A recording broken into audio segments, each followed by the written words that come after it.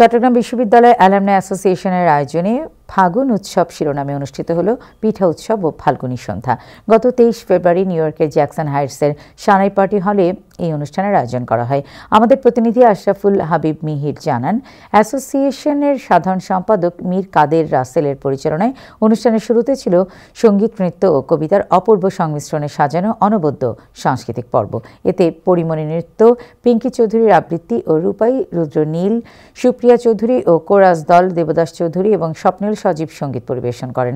চট্টগ্রাম ছাড়াও বিভিন্ন বিশ্ববিদ্যালয়ের অ্যালামনাই নেতৃবৃন্দ ও বিশিষ্ট ব্যক্তিবর্গ অনুষ্ঠানে আমন্ত্রিত অতিথি হিসেবে উপস্থিত ছিলেন। আমাদের পক্ষ থেকে অশেষ অশেষ ধন্যবাদ। বসন্ত সেরকমই যেরকম বাংলাদেশের মানুষের আরো অনাগত অনেকগুলো অনুষ্ঠান ওরা আমাদেরকে দিবে। আমি ভীষণভাবে খুশি এই অনুষ্ঠানে এসে। ফাগুনি শুভেচ্ছা, এখানে আনন্দ উপভোগ করব।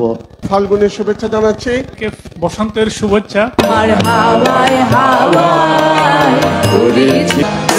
চলে না চলে না ভুল বুঝিলা বসন্তের জয় রবি দিগন্ত সরসী কেন ভুলেছে